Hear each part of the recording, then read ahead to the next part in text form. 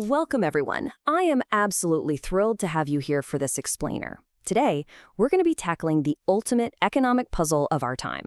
We are looking at four major economic schools of thought, but not just as, abstract textbook theories. We're looking at them as real-world living laboratories. Why?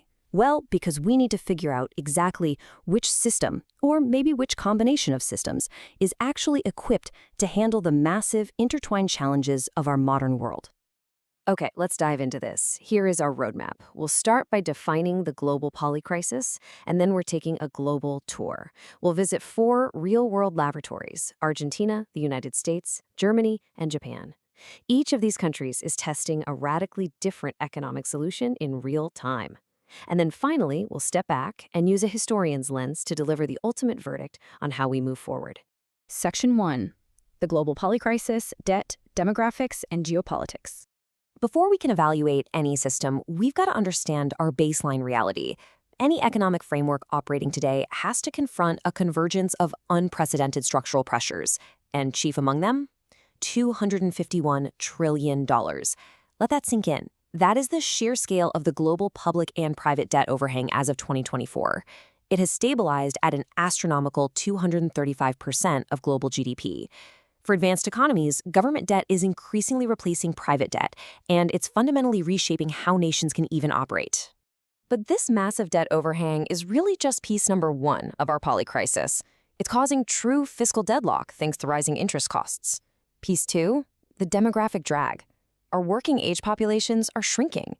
Now, there is a silver lining, an emerging silver economy where older citizens stay in the workforce, giving a potential 0.4% bump to GDP. But the strain is very real. And finally, piece three is the geopolitical rift. We're looking at a bifurcated world marked by BRICS plus expansion and a massive 72% de-dollarization index among its members. Finding a framework to navigate these three interlocking crises isn't just an academic exercise, it is literally a matter of global survival. Section 2. Austrian liquidation, the shock therapy experiment. To see our first theory in action, we are traveling to our first living laboratory, Argentina, under President Javier Milei. He is currently battling hyperinflation using pure Austrian economics. Rooted in thinkers like von Mises and Hayek, this school views crises as the direct, inevitable result of central banks artificially expanding credit and causing malinvestment.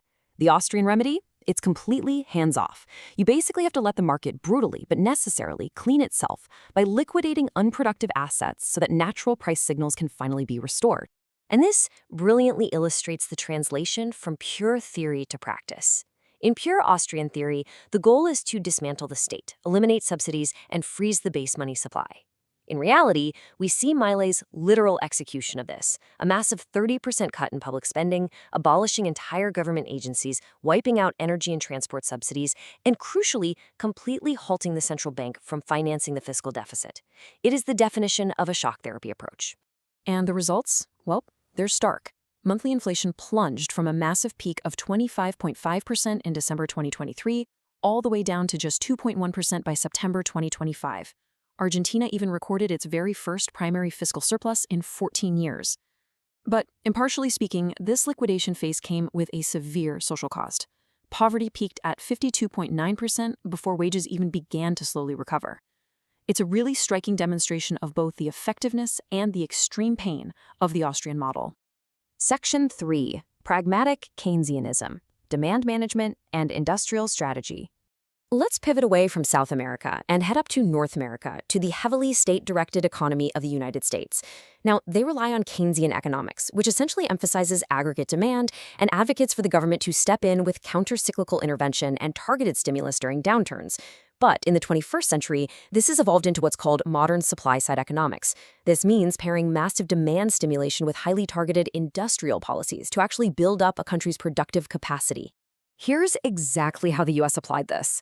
Keynesian theory suggests using government intervention to foster a soft landing.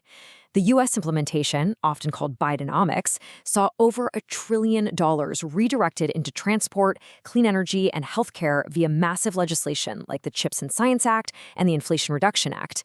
And you know what? This strategy helped the U.S. achieve the fastest economic growth in the developed world between 2021 and 2025. So the crucial point is, this immense growth came at a staggering cost. The Keynesian stimulus resulted in a massive debt overhang.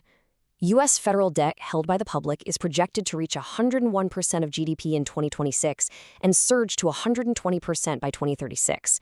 To put that into perspective, the sheer scale of this means that rising interest costs now actually exceed the entire United States national defense budget. Section 4. Monetarist Stability, Ordoliberalism, and the Debt Brake. Now we cross the Atlantic over to Europe to see how Germany uses an entirely different, highly disciplined framework, order liberalism and monetarism. This framework stresses the need for a strong state, not to direct the economy, but to strictly enforce market competition. It is the absolute foundation of Germany's social market economy. It prioritizes strict fiscal prudence, a fiercely independent central bank, and above all else, price stability. It completely shuns the kind of massive stimulus we just saw in the US. In Germany, this takes the form of a legal debt brake that strictly limits structural deficits. And we end up seeing the ultimate trade-off. By 2027, Germany is projected to have a debt-to-GDP ratio of just 68%, which is the lowest in the G7. That is incredible debt sustainability. However, their economic growth in 2024 was an anemic 0.1%.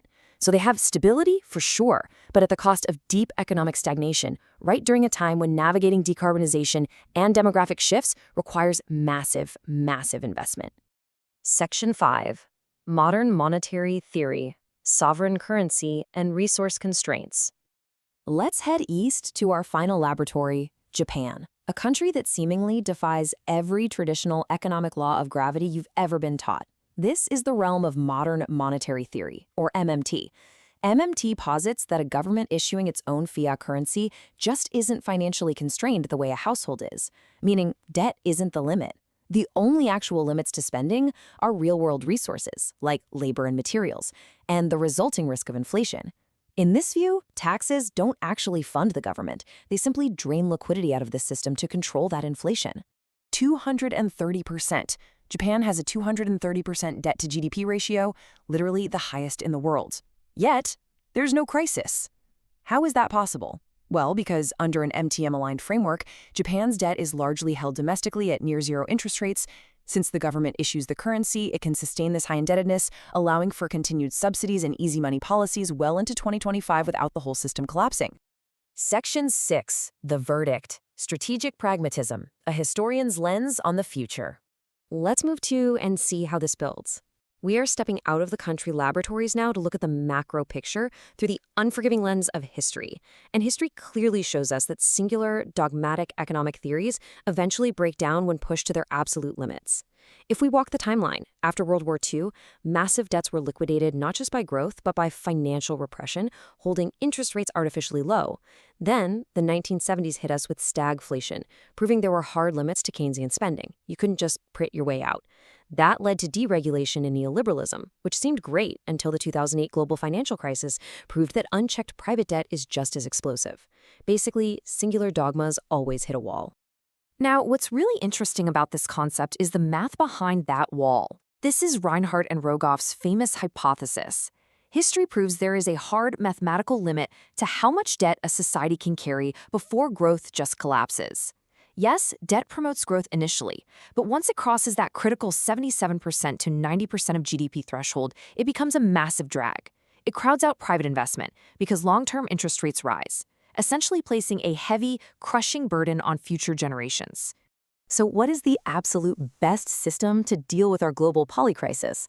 The answer isn't one single school. It's a synthesis. We call it strategic pragmatism, or the Singapore model. Step 1, you absolutely need Austrian fiscal discipline. You've got to maintain primary surpluses so you don't hit that 90% debt drag. Step 2, combine that with Keynesian innovation policy. State-directed investment into future technologies like AI is vital to raise productivity and offset our aging demographics. And step 3, anchor the whole thing with MMT-style monetary awareness and monetarist stability. Ensure independent central banks understand that inflation is the true constraint, using taxation and strict rules to manage it without simply monetizing the debt. We really have to contrast the danger of economic stubbornness with the flexibility our era requires. On one side, you have doctrinal dogma. Relying solely on one school risks either hyperinflation or crushing economic stagnation. On the other side is strategic pragmatism.